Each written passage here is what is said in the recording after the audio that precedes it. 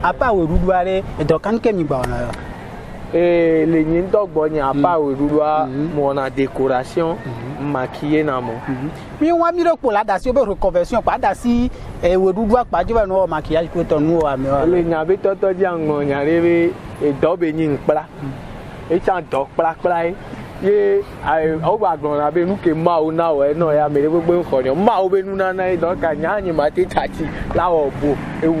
si be mission yen be ma former amere le Africa ba ni gbanji alo Togo ba ni gbanji alo mi apere mi ona nti ne mi aso e Togo be we so iji eyan dadabi wa do po le fie bon mi ngro be lo voir bon ko ti on le lo odu na we wona de le reconversion be nya vale le ko paso njiro en fait il y a il y a un signal parce que il y a un parfum de conversion donc du coup j'ai pas grand chose à dire sur ça. Bon il y a les Werudu mais il y a des difficultés quand on donne les appels Werudu au coup de temps. En fait bon que il y a bon quand même non il est afibouya fiki memba et avec apiboya donc fiki memba il y a difficulté au golemi peut-être. Parce que ça et puis que maintenant la responsabilité à étant une bonne minimum. Donc du coup moi je suis pas éclair dans toutes les choses comme ça. Donc du coup. Et moi, Jimmy le top music top music show on a mais aujourd'hui reconversion allez. J'aime pas grand chose à dire par là. Reconversion en tant que moi artiste danseur qui va venir ya me remis à te bo bena Janya mduna vangwani school vi ya te go na obe ya da sikpo we akoto ni ya chamia link school wa ya da ti se go 69 se go na obe o gba me on possible na 2 lèvres à la fois voir moment remolia il est possible quoi ata genre nya pe kapin gba san we le sigbe do pla du ne e se du pla du ne data nem da sififia nkem le dile ma yin popo da sififia nem nyan le parce que Togo be dans kunde ko comme le valoriser on me le somme abe c'est on me le somme importance na me danseur au danseur au là-bas piroa si on veut concert au bendo en tant que danseur ton on va pouvoir là mais on peut présenter 4 de cas là me verra là tu reconnais pas le but de Togo tu là te laisser passer parce que Togo c'est que ton do pour danseur en tant que danseur professionnel on l'a pas je me da jong bari kenyo on l'a pas tiré au bena tu as présenté on l'a pas j'en ai amateur au bena yani et nous attendons bena c'est bena c'est bena truc le non mais le Togo quoi c'est nous on me le béré on me la met à gomme ko to alo tom do connaissance soyi ame gan hore gbo wa o matin zento donc allez nya c'est appel nyon à gomme ni bena les deux là non qui ngbalate onde allo beaucoup et si bena de qui avait le funina ne avait mtom hrona kapi hrona jena moti jena gba me ko to wa so d'Afrique niveau que le gba no niveau bon na bien c'est le fiare le ko na sukulu kudo Werudua le côté géré na côté waro nya no difficile na viro agent nya gbonya nya mi school gbo nya mi school gbo ani gbo so school media nya gbando de pepe la wa luna we si bebe de examen luna we si examen c'est 20h néné maintenant nous 20h so 22h ko to alo 23h gamin en tout temps 23h et minuit puis il y a temps qui me a mumla ni subo nko be break ngbalwa au moins 1h 2h 3h am lenasi travasona kai tro na étude direct me bana j'ai non a difficile vire bo anu to o le onanda agwa chamena amer ko mi tare la gbe amu no to le planoa o la ruji no le planoa o la gen o ko alo na cha e wa no le planoa la ruji no le planoa la gen o vi wa gbo reconversion be nyale ko zero en fait un enseignant gamin ya musique donc amia c'est go voyager viré et na reconversion be nya on soit folle ko fiare après Werudu ale do ka wo gba ona e na school yan donc o chan le Werudu kudo school la le ke o so na moaro Werudu school la na mi na school gba duna we ngbo ngba gbo so school la ba ina entraînement jan bon monsieur Kapi vifia nya de kale ko ejo le pacha de nchangire vifia obene mi pejia odona pona yo ona reke peut-être au chame gan hall ko o suivre na no wa ye de deux tiens problème le tiens na nya be show bizarre ne omdo Kofi ke trignoile se gome ngole si o amate yo le perepedio. Ba wa dele ko le ke nyale ro. Egbe am kareji be danseur au pata que les Togo banye mandia o le lutter ne de kebenu parce que amesia me quelqu'un po be muni e nu nyere pepe be nyi be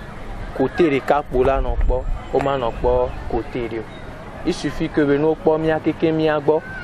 alone ndudu ala le anu mene mi apata vide ne ba je mi an so be wa so na mercado adu ne mi o mi akwa dokuro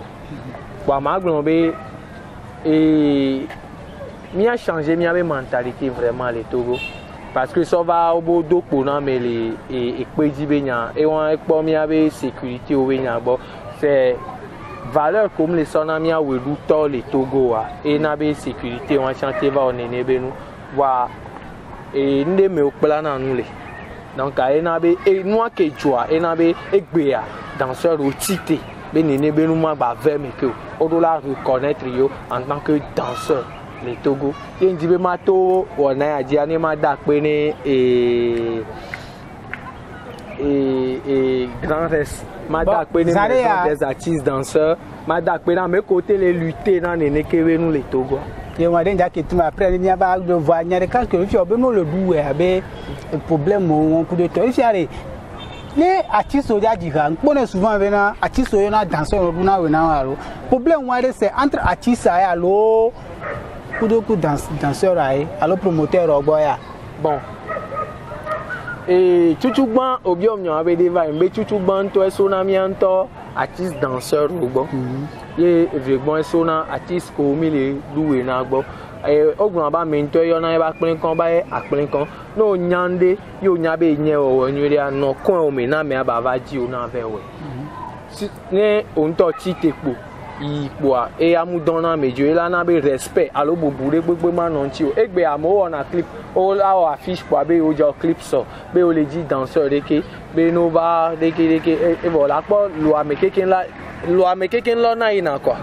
boato ya peut-être yo da tu fait na alore ke bientôt mi tati po nu okeke parce que me le komi abe nko ejo e na be o mate so bubu na mi alo le duwe l'artiste de bo ko le duwe l'artiste agbo normalement artiste ayo be pulo amere va ku to we la défendre no view abe cause be okay na make ja yo va de kere voilà bon no amera va bo ani ameja va joa e fe ko la tu ne ma va ni nenebe enuye milagbon alo o la yo artiste o la nani que o le coulisses mais on l'a demi à danseur ou rovo il y a chantis mini so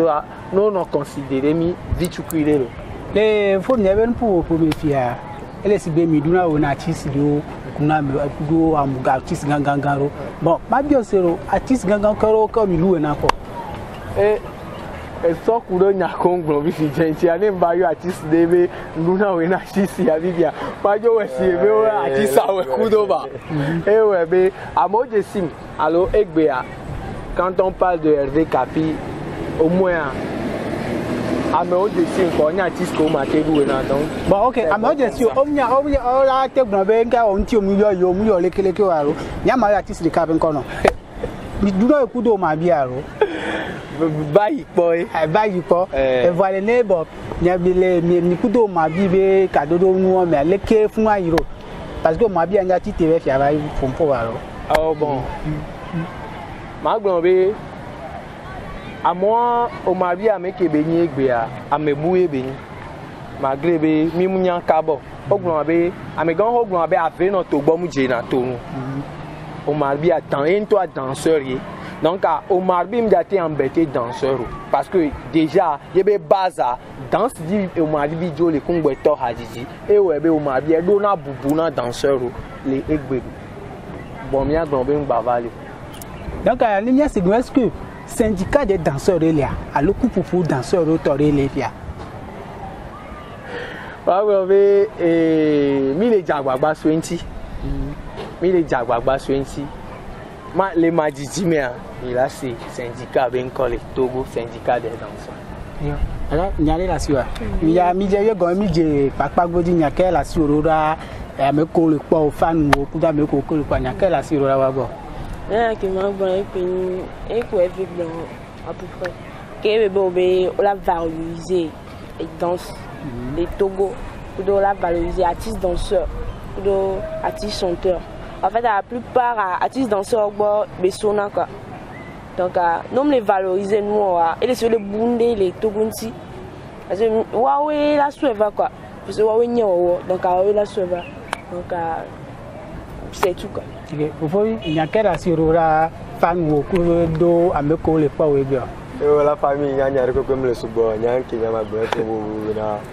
et on est noté si une promotion de genre à l'eau si on va non soit mérite bébé na ame à le niveau il y a le niveau avec le genre comme choix qui n'a pas mis en allo elle si on veut ko ya capigner le fille via amo le Togo gbelo ewe amu kwa na mero Togo ba na mero Togo amo le événement gangan amo le wonu amo le sin kota gaga ti so gbo niveau que capigner le coup de agame capigner do amo npoto dans ce temps mo o pon ke jangba na ja si we na ko wa o jame pire kaji fi ala na wo ko wala no kwesi do le supérieur na so wo capigner ese amoro le ntocha fi no so nya ko dara o materu okumu wa Jean Bobena wala kwa yo le ami areke gome ami ale financer yo le koumi yo le areke umi ra chala kwa si Bobena ya yo le kola milene o de game vous nya kela si rora avec ko le kwa oku de toi na en fait nya ko le nya sinyo be ko capigner hervé bon nya hervé mba bon faut capi kengbe nya so pare nya kare ko le jonji ma ga bion benale les niawe woduna pe gangan ka jimi to ba yima ma gbon be mi to e pe sugbon toji de vélo et ma gbon be ni so ami o création yeyere kele pomposo drépanocytose onti ameko le na ndui le vegbe me ogbon be ndui kudo et association et ONG Carifa All donc c'est grâce à konami opompo na mi so kure kebe do antia en tant que danseur, il a été sensibilisé à moi à travers nous. Il a été mis en création, que Pomposo, Nene Benouanti, Magbombe, Niswami, que les grands restes. Donc, il y a ces grands restes, mais tu as loué les péadivaï. Mi loué les péadivaï. Il parlé à Yare. Mi parlait des congrès à Biabaho, mais mi événement d'Indochani sur le peuple au-dessus du profit, et 2 février. 2 février be hogan lo wa. 2 février be hogan. OK.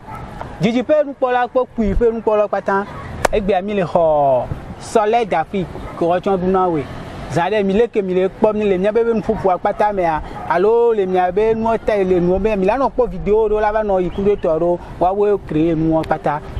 Ni ma jiji afonu gabon. E nya le la so zade ami ke se san ko be ya ke dakpe na mero peut-être amero la so abi dakpe na wa ro.